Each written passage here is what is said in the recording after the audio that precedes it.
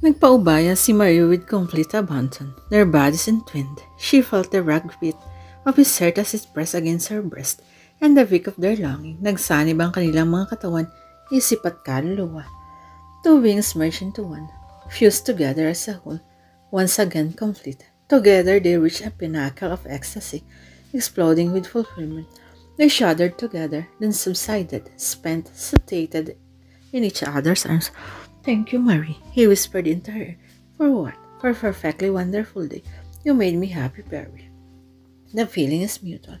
Bending his head, he kissed her tenderly on the mouth, then he released her with a gentle push.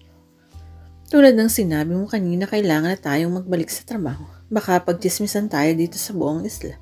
Pabirong wika ni Cedric. Sa buong maghapon ngayon parang nakalutang sa alapaap si Marie. Tama pa rin niya sa buong katawan ang lahat ng dinapuan ng mga labi at mga kamay ni Cedric. Her lips were still swollen with his kisses. It was very wonderful feeling. Alam niyang maraming mga consequences ito afterwards. Pero ayaw na muna niyang isipin ang mga ito ngayon while she still basks in the afterglow of a sensual lovemaking. Tingnan niya ang kanyang sarili sa salamin. May kaibang glow sa kanyang mga pisngi. Kaibang ningning sa kanyang mga mata. Obvious ang katotohanan.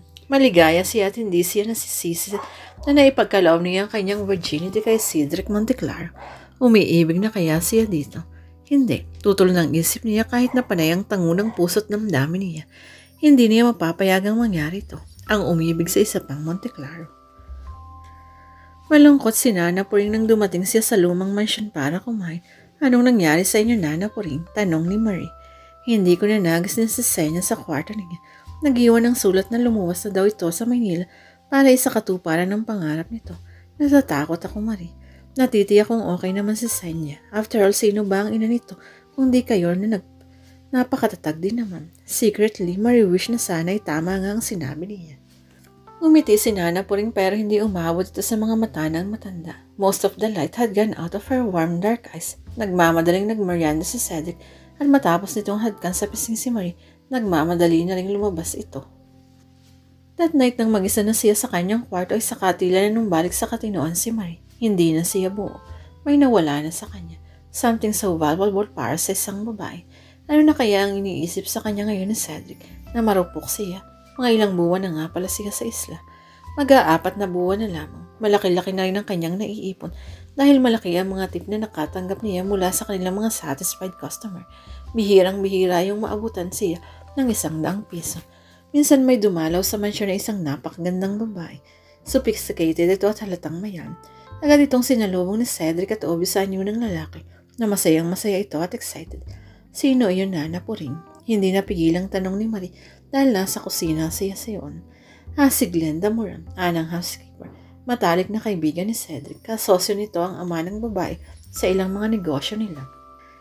Napakaganda niya hindi kumibo ang matanda. Pagkatapos ay mga ito ng malalim.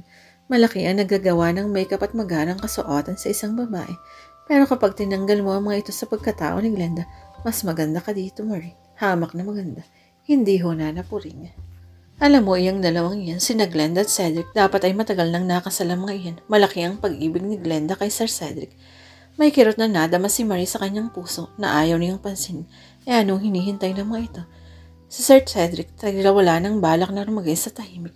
Isa pa hindi close si Monique kay Glenda. Baka ito ang isa sa mga dahilan dahil mahal ni Sir Cedric ang bata. Ganun ba? Kung sana'y tulad ng pagiging close sa iyo ni Monique ang attitude ng bata dito, mailap ito kay Glenda. Napansin nga ni Marie na malapit sa kanya si Monique. Nakikipagkwentuhan na sa kanya ito ngayon at madalas silang mamasyal sa dalampasigan. Off ni Marie ng araw na yun at niyaya siya ni Monique sa kwarto nito para magpatuloy dito ng ilang mga lessons nila sa drawing. Nag-aaral lang painting and drawing ang bata dahil mahilig sa art ito. Private tutor ang nagtuturo kay Monique ngayon dahil bakasyon. Heto nga palang album ko, Tita Marie, anang bata. Tingnan mo kung gusto mo. Tinignan ni Maria ang mga larawan doon. Karamihan ay mga larawan ni Monique mula pa sa pagka-baby nito. Palagi nitong kasama si Cedric. Sinikap hanapin ni Maria ang larawan ng ina ni Monique na narong mga larawan sa album. Hanggang sa hindi na siya makatis. Wala bang larawan dito ang mama mo, Monique? Malungkot na umiling ang bata. Wala nga hindi ko na nakita ang mama ko. Nagsisituloy si Marie kung bakit pa siya nagtanong. And then nalamig ang palad nilang mapataon ng mga paningin niya sa isang kupas ng larawan. Naniniwala na ito pero maliwanag pa rin nakikita ang nakangiting mukha ni Alvin Monteclaro. Kasama ito sa tabi ang isang batang-bata at napakagandang dalagita. She was also smiling. Obvious ang pagkakahawig ng babae sa larawan ni Monique. Dahan-dahan niyang tinanggal ang larawan sa album at ipinamulsa. Aalamin niya kung ano ang kaugnayan ni Alvin sa babaeng nasa larawan. Pero kanino niya ito tatanong? Palabas na siya sa lumang mansyon nang mamataan niya si Mario na nobyo ni Senya.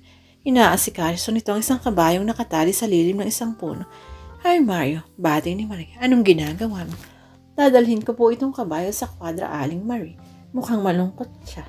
Dahil ba sa pag-alis ni Senya, tumango ang lalaki. Hindi pa niya ako mahal, Aling Marie. Iniwan ko na si Senya at ipinagpalit sa ambisyon niya. Hindi Mario, alam kong mahal ka ni Senya. Pero intindihin niyo mong bata pa ito and full of ambition. Pagibigyan mo ito. At natitiyak kong babalik ito sa iyo kung talagang kayo nga ang laan para sa isa't isa. Ngumiti si Mario. Salamat, Aling Marie. Pinalakas ninyo ang aking loob. Wala iyon. Kasi may gagawin ka ba ngayon? Wala naman ho. Bakit? Gusto ko sanang samahan mo akong maglakad-lakad sa gilid ng kagubatan sa likod ng mansyon. Curious akong makita kung ano ang naroon. Mga punong kahoy ho, wildflowers at mga palaka. Huwag mo na akong pupuin, Mario. Hindi naman magkalayo ang mga edad natin. Malamig na ang sinag ng araw noon. It was late afternoon. Mag-aalas 4 nang maglakad na sila. Nakakita ng malaking tipak ng bato si Marie sa ilalim ng isang puno. Maupo muna tayo, Mario. May gusto akong ipatanong sa iyo na mahalagang bagay kaya kita niyaya dito. Naupo silang magkarap. Ano yon, Ate Marie? Dito ka na kamo ipinanganak sa Isla del Sol at matagal ka na sa Monteclaro Mansion, hindi ba? Tumango si Mario. Kilala mo ba si Alvin Monteclaro?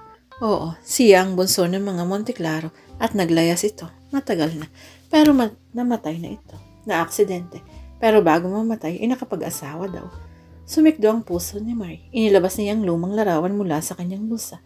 Ito ba si Alvin Monteclaro? At ito ba ang napangasawa nito? Kinuha ni Mario ang larawan at pinagmasdan. Umiling ito. Ito nga si Alvin Monteclaro. Pero hindi ito ang babaeng napangasawa nito.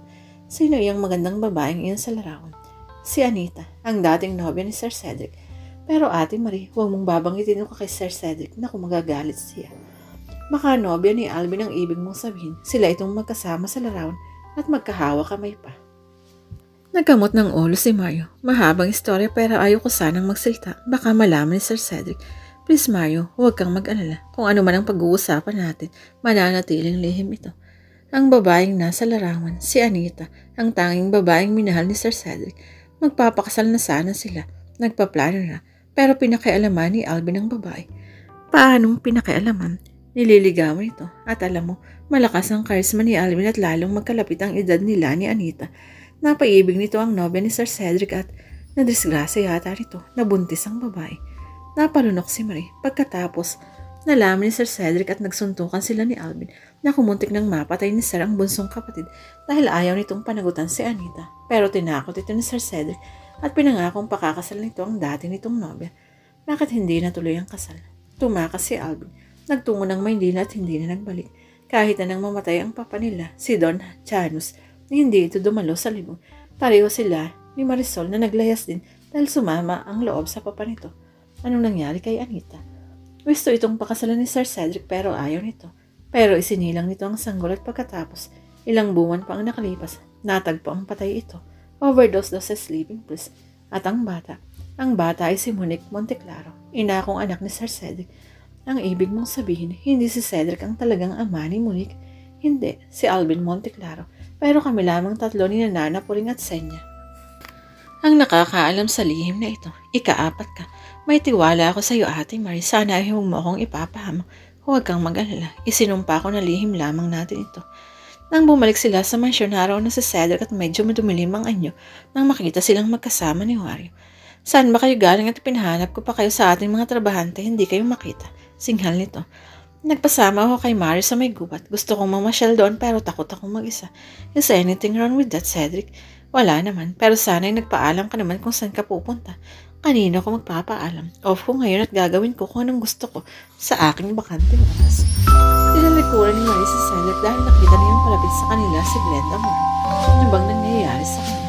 Bakit umiinit ang ulo niya kapag nakikita niyang magkasamang dalaga at si Cedric? Wala naman siyang karapatang magalit, hindi ba? Wala silang pagkakang si Cedric. They only need love. It was only sex. Pure and simple sex.